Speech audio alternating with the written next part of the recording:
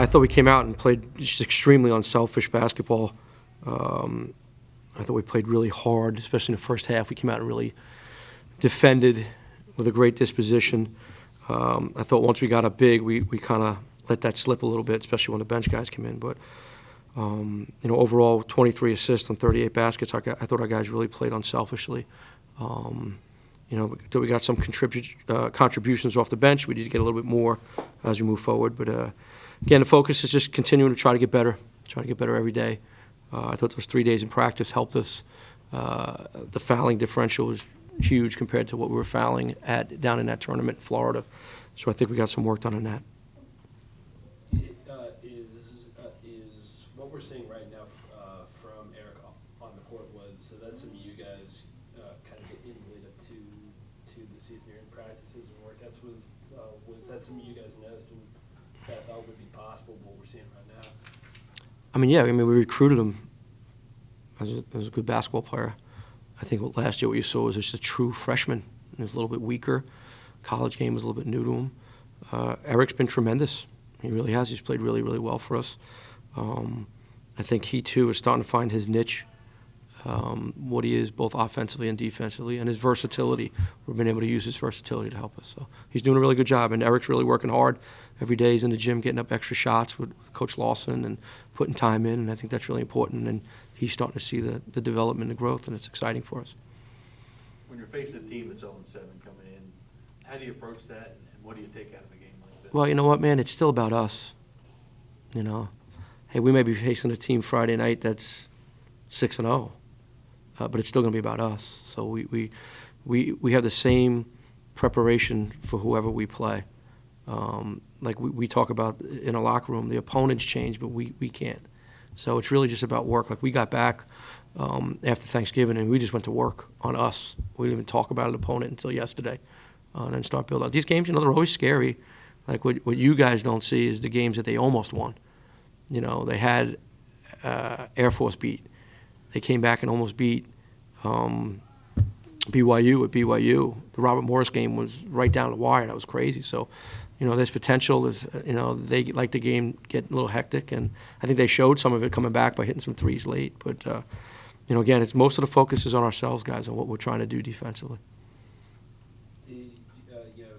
At any point on in the second half, did you kind of reach a point where you were thinking to yourself, hey, I would rather get some of my other guys, some run and some time out on the court instead of trying to win this game by 40, 50? Yeah, no doubt. Obviously, you never want to embarrass anybody, but that wasn't even the point. I think we got up around 30.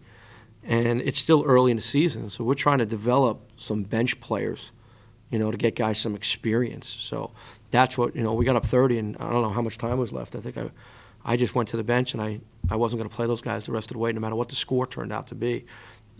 Because, again, we have to focus on ourselves and work on ourselves getting better.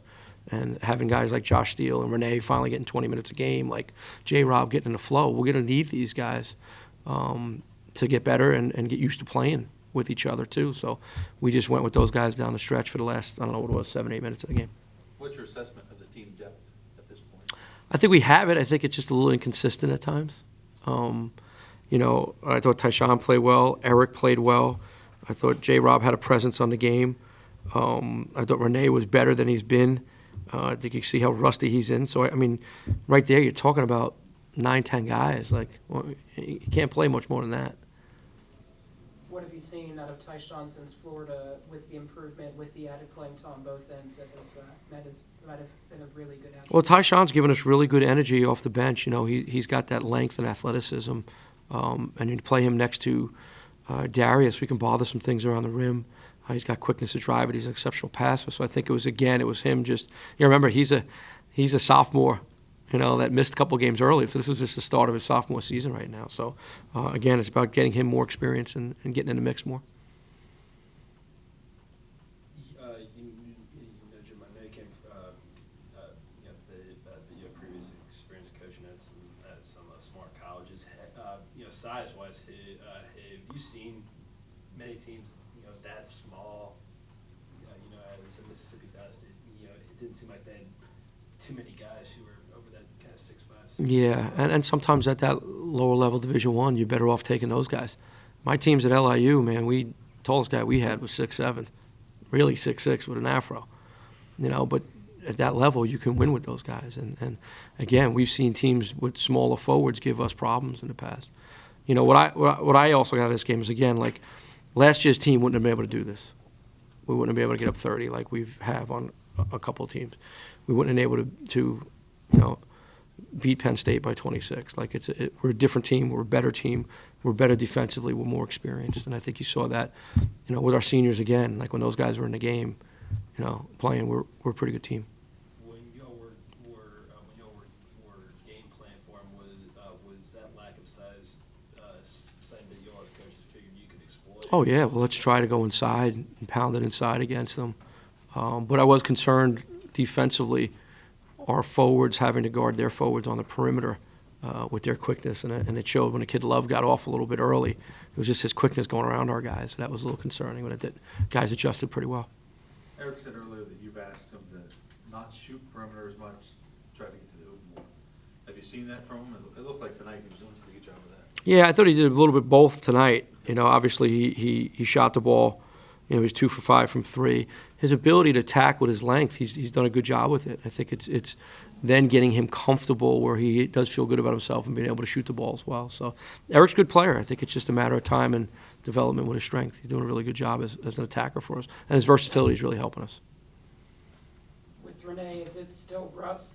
7 games in, is it fair to say that there's maybe a little bit more at this point to try to become more effective on the offense? Yeah, I think it's a little bit of rust. I mean, played 20 minutes. He had 3 assists, 1 turnover.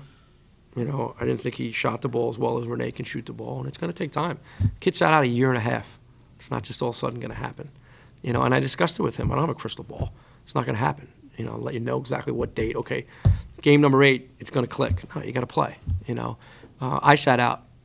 I transferred. So I know what it's like when you sit out and transfer. It's reality. And he's just got to keep dealing with it, keep playing hard, and keep plugging. What's up with Sanders at this point? He'll be back Friday.